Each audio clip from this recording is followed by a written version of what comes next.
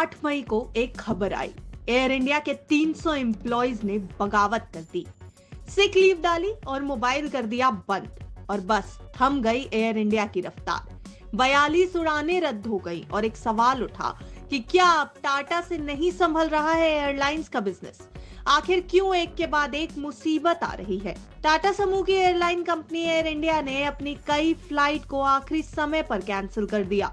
Airlines के pilots की कमी के चलते ऐसा किया गया। एयरलाइंस के स्पोक्स पर्सन का कहना था कि आखिरी समय पर चालक दल के अनेक सदस्यों के बीमार होने की सूचना मिलने के चलते कुछ फ्लाइट्स या तो डिले कर दी गई या फिर उन्हें कैंसिल कर दिया गया। मतलब कंपनी के लगभग 300 एम्प्लॉइज ने एक साथ सिक लीव ले ली। कंपनी का कहना है कि इतनी बड़ी संख्या में पायलट्स के बीमार होने की सूचना के कारणों को समझने की भी कोशिश की जा रही है और उनसे बातचीत करके इस मामले का समाधान भी निकाला जा रहा है। एयरलाइंस के पायलट्स का प्रतिनिधित्व करने वाली एयर इंडिया एक्सप्रेस कर्मचारी संघ यानी AIXEU ने 26 अप्रैल को टाटा ग्रुप और एयर इंडिया के चेयरमैन एन चंद्रशेखरन को एक चिट्ठी लिखी, जिसकी कॉपीज एयर इंडिया के CEO आलोक सिंह को भी दी गई थी। पायलट्स ने टाटा समूह के स्वामित्व वाली एयरलाइंस में मिसमैनेजमेंट के खिलाफ प्रदर्शन करते हुए ये सिक लीव ली है। पिछले कुछ समय से खासतौर पर AIX कनेक्ट के एयर इंडिया एक्सप्रेस के साथ मर्जर की प्रोसेस शुरू होने के बाद इसके चालक दल के कुछ सदस्यों में असंतोष दिखा है।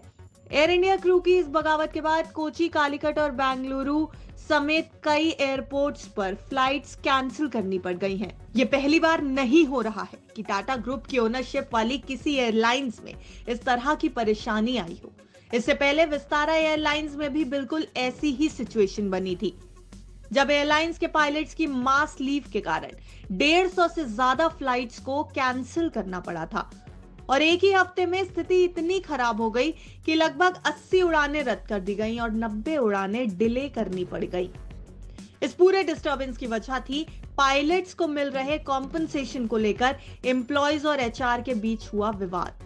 एयर इंडिया और विस्तारा के साथ मर्जर के अलावा भी टाटा ग्रुप अपने लो कॉस्ट कैरियर्स जैसे एयर इंडिया और AIX कनेक्ट, जिसे पहले एयर एशिया इंडिया कहा जाता था, इन सब के साथ भी मर्जर कर रहा है। 2007 में एयर इंडिया और इंडियन एयरलाइंस का मर्जर तो हो गया, लेकिन इस मर्जर के साथ आए HR इश्यूज सॉल्व करने में इतना समय लग रहा है कि एम्प्लॉइज के बीच असंतोष पैदा हो गया है। और विस्तारा और एयर इंडिया में आजकल जिस तरह से बगावती सुर उठते दिख रहे हैं, वो कंपनी के लिए एक बड़ी चुनौती बनते जा रहे हैं। वहीं आम लोगों को भी काफी परेशानी का सामना करना पड़ रहा है और ये सवाल भी उठने लगा है कि क्या टाटा के लिए अपना एयरलाइन बिजनेस संभालना भी मुश्किल हो चुका है।